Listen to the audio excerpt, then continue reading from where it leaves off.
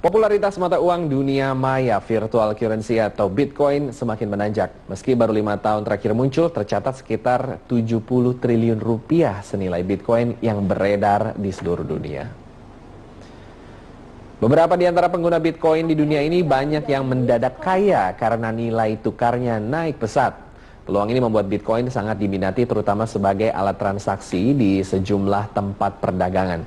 Daya tarik transaksi Bitcoin juga telah merambah ke tanah air. Hanya saja ketahanan investasi uang virtual ini masih perlu diuji mengingat nilai tukar sangat rentan terhadap gejolak.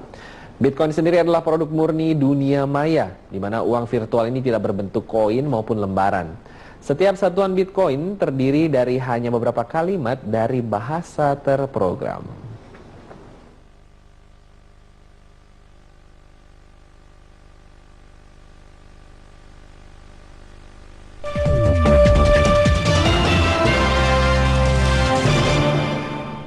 Meski sejumlah regulator masih mendalami sepak terjang Bitcoin, namun popularitas uang virtual ini tidak terbendung lagi. Kendati hanya sebagai mata uang digital, terbukti efektif sebagai alat pembayaran di dunia nyata.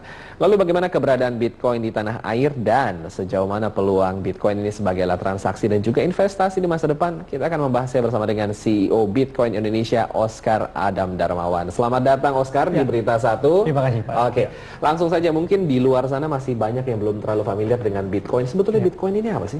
Sebenarnya Bitcoin bisa dikatakan ada semacam digital currency yang revolusioner. Kenapa revolusioner? Karena Bitcoin satu-satunya mata uang di internet yang tanpa menggunakan server. Oh. Ya, jadi tidak ada suatu lembaga atau organisasi pun yang bisa mengatur dari nilai currency-nya sendiri. Seperti itu ya. Murni supply dan demand. Supply and demand itu yang mengatur bagaimana Bitcoinnya. Oke. Lalu di Indonesia sendiri keberadaannya seperti apa nih Bitcoin? Pada saat ini kita melayani Bitcoin sebagai exchanger salah satu yang utama dan pertama di Indonesia. Di Indonesia sendiri bisa dikatakan masih belum terlalu happening. Belum terlalu happening memang. Belum terlalu happening, tapi kita melihat suatu peluang yang luar biasa dan tren di Indonesia ini cenderungnya lebih ke bullish. Kemana? Bullish. Permintaannya jauh makin hari makin besar. Oh, oke. Dari pertama-tama kita melayani sangat kecil sampai sekarang hampir bisa kadang-kadang bisa belasan Bitcoin. Oh, seperti itu. Itu keberadaan penggunaannya untuk apa aja? Boleh diceritain Oscar? Oke. Untuk penggunaannya di Indonesia sayangnya belum banyak vendor yang menerima Bitcoin. Ada beberapa perusahaan hosting yang kita tahu menggunakan Bitcoin, tapi untuk di Indonesia sendiri paling banyak penggunanya justru para investor. Oh ya, para spekulan. Oh begitu. Jadi kinerja, maksudnya mekanismenya untuk spekulan itu gimana? Mereka biasanya adalah membeli pada harga yang murah. Seperti hari-hari ini harga Bitcoin kan cenderung turun dari kemarin. Begitu sudah beli, mereka menunggu harga tinggi, mereka jual kembali. Oh, jadi saat ini perkembangannya bagaimana tuh? Kalau boleh diceritain sedikit Bitcoin? Oke, Bitcoin perkembangannya bisa dikatakan pada awal kita waktu bermain di Juli 2012, harga satu Bitcoin itu hanya sekitar $8. Satu Bitcoin $8? Iya, 80.000. Sedangkan pada hari ini, hari pagi ini, satu Bitcoin sekitar $740. $740, itu berarti kenaikannya sudah berapa kali lipat? 10.000%. 10.000%? Betul. Oke, dan itu di Indonesia banyak digunakan untuk banyak investor. Banyak investor yang spekulasi lah, ibaratnya seperti itu ya. Selain dari itu, beberapa pengguna Bitcoin di Indonesia menggunakannya untuk mengirim uang, Pak. Jadi seperti contohnya aja dalam beberapa bulan belakangan, kelebihan Bitcoin adalah pengiriman uang dalam jumlah besar tanpa terdeteksi dengan biaya yang sangat murah. Oh begitu. Ya. Lalu dari segi keamanannya, kalau seperti itu bagaimana? Sebenarnya selama kita memahami Bitcoin dengan baik, justru mengirim uang dengan Bitcoin cenderung itu sangat aman. Karena saya bisa mengirimkan 1 triliun rupiah dalam waktu hanya 30 menit. Dengan biaya transfer cuma 4 juta rupiah. 1 triliun 4 juta rupiah. Wow, dalam 30 menit dari Jakarta ke Kanada.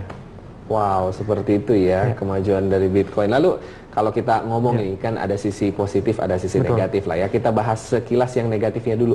Bagaimana kalau misalnya ada risiko-risiko mungkin tindak pidana pencucian uang atau seperti itu bagaimana? Seperti yang saya sebutkan tadi, besar kemungkinan itu adalah money laundering. Saya ada sedikit screenshot sebenarnya di layar. Coba kita coba dulu apakah masih bisa nanti diambil ya. Bagaimana mekanismenya? Oke, pengiriman untuk mekanismenya adalah Bapak seperti Bapak akan punya ID Bitcoin. ID Bitcoin. Saya punya ID Bitcoin. Saya cukup mengirimkan dari Bitcoin saya ke Bitcoin Bapak. Itu cukup dengan memberikan nilai value. Misalnya saya mengirimkan 1 Bitcoin, saya tulis 1 value, saya kirim send. Oh. Langsung sampai di tempat Bapak. Langsung instan tuh ya, Instan. seperti itu ya. Betul.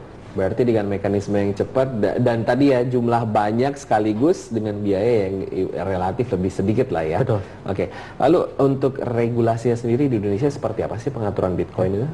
Sampai saat ini dari Bank Indonesia belum benar-benar mensupport dan belum melarang. Jadi bisa dikatakan kita masih menunggu regulasi dari Bank Indonesia. Pada dasarnya untuk Bitcoin Indonesia kita akan selalu support dari keputusan Bank Indonesia. Oke, seperti itu. Baik, kita tahan dulu untuk segmen berikutnya. Pemirsa, tetaplah bersama kami dalam dialog Market Corner.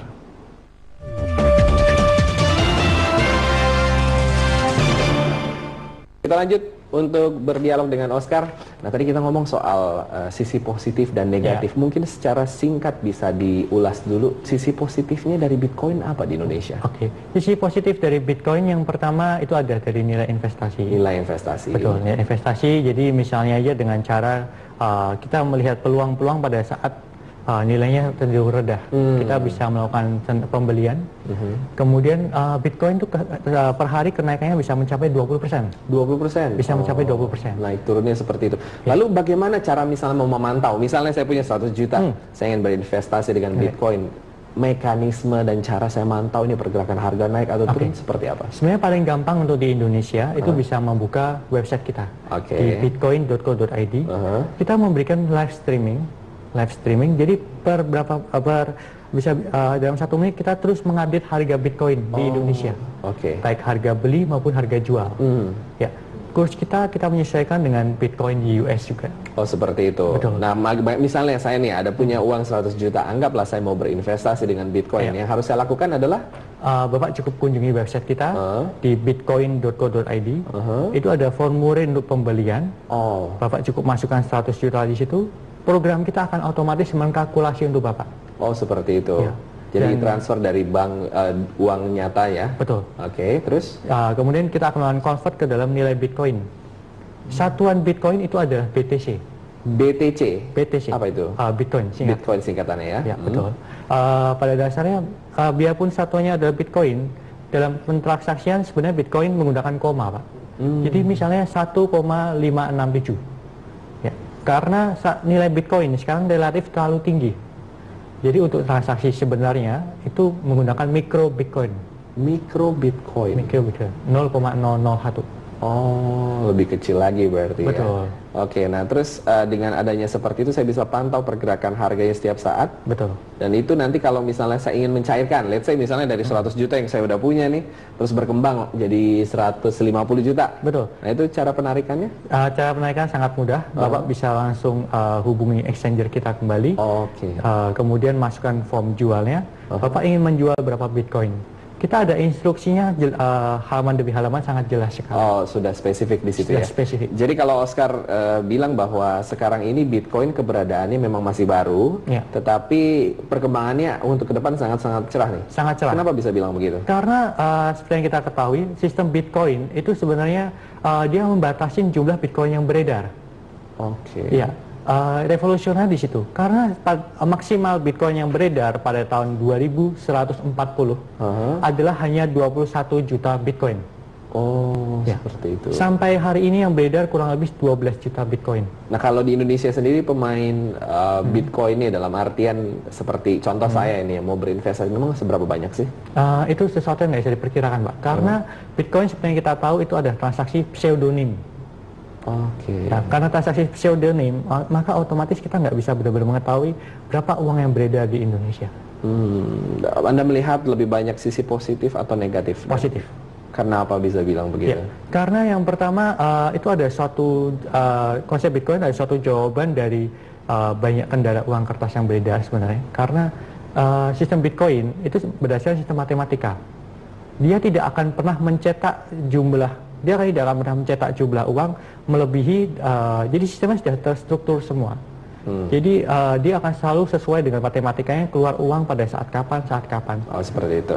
Nah, closing statement lah dari Oscar ya. Apakah ini benar bisa menjadi populer di Indonesia? Karena mengingat kita masih konvensional ya. Betul. Masih konvensional, e-money saja, regulasinya juga masih seperti itu. Menurut kamu bagaimana? Menurut saya kedepannya pasti akan sangat baik. Tapi itu tergantung dari dua hal. Yang pertama adalah vendor. Ya, yang kedua adalah Bank Indonesia. Bagaimanapun pemerintah sangat berperanan di sini.